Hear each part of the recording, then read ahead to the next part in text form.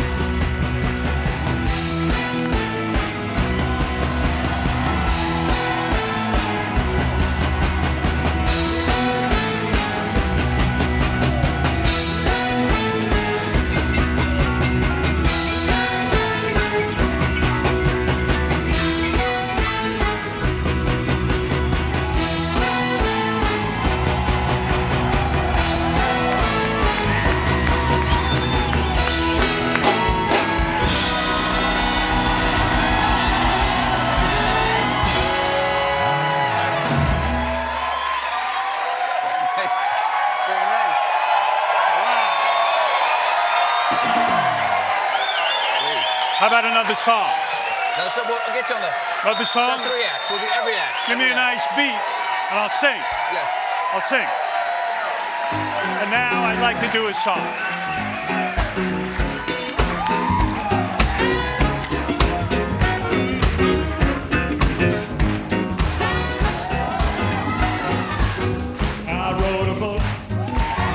I wrote a book. It's a very good book. I'm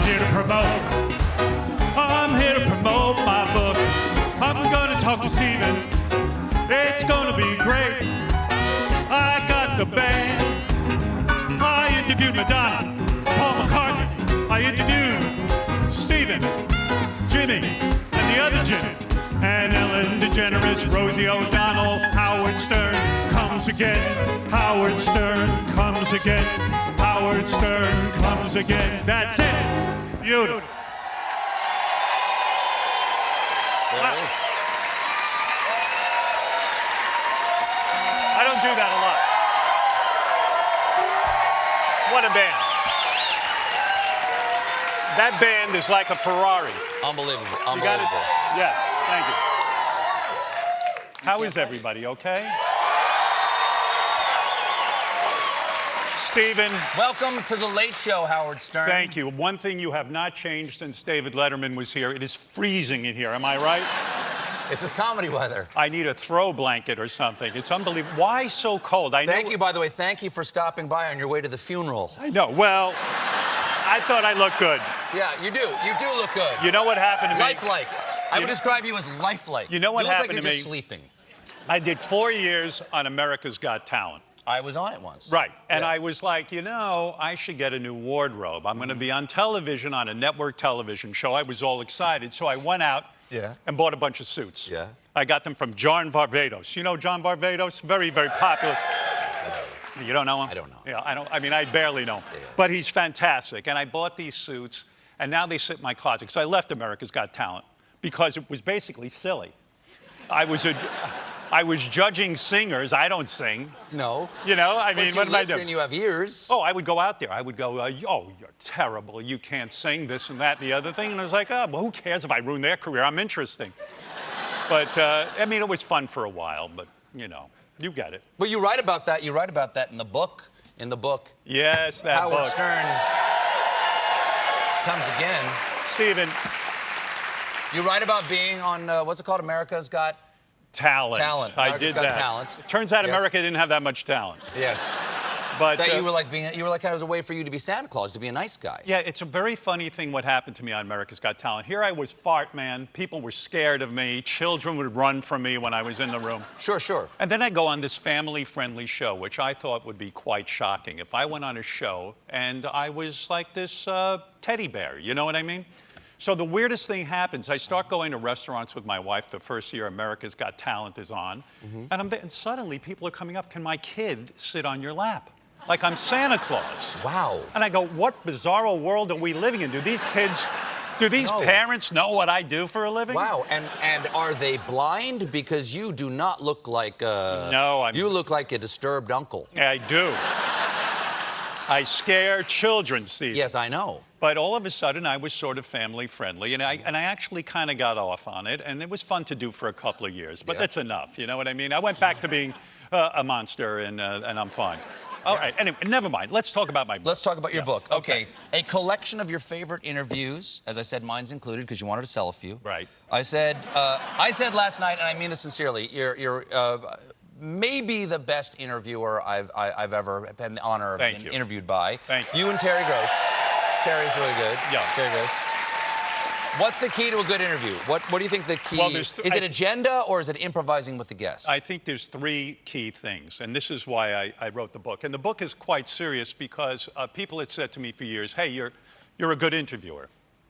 And I was proud of that. And for the first time in my career, I said, you know, maybe it's time to put out a collection of these interviews. I think they're fun, they're interesting, and you learn something from everybody, as I did from you. I mean, I've been interviewed by a million people. You asked me questions. Almost every one of your questions was different than any other question I've gotten before. Well, in all seriousness, the reason I didn't know you personally at all when you came in the first time, and we got into a rather heavy discussion. And we really, you know, we spoke, and I didn't know you in this way. I didn't, you know, we know you as a comedian, but to sit there and have a very serious discussion, and you and I shared a moment in that interview that I'm very proud of. You were talking about the death of your father in the family and your siblings, and it was heavy. And I said to you, what was it like to have a sad, depressed mother? And did you find it was a burden to have to cheer your mother up? And you kind of stopped, and you said, how do you know how to ask this? And I said, because my mother was depressed. She was very sad. She lost her mother when she was 9. She had really grown up in difficult circumstances. And I felt as a kid growing up, there was no greater joy in my life than to sit with my mother, and it gives me chills to think about it, and entertain her. And the way I would entertain her is, I would do impressions of all the mothers and fathers in my neighborhood for her, and all these conversations that I heard in her house. Yeah, sure. But I also realized when I went into therapy that this was a tremendous burden. I only wanted to make my mother laugh. And so that's sort of like why you were doing your show? I think I think the reason I got into radio is my father was not a very emotional guy, or we didn't share a lot of personal moments together. But my father was a radio engineer and later became a recording engineer. And when he worked in that business, he was the guy who would set up the microphones and record some of the greatest voice people, Raymond Burr.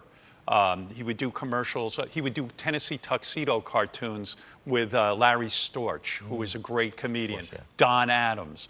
And the way my father would look at the radio announcers and the way he would look at these performers, I said, oh, that's how you get my father's attention.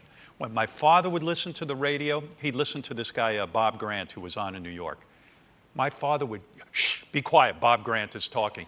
And I think I became transfixed, that this would be the way I could really communicate with my father, by getting on the radio. And none of this was conscious. Hold that thought, Howard Stern, because unlike you, we have to do commercial breaks. All right. We'll be right back with more of Howard Stern. Stick around, everyone.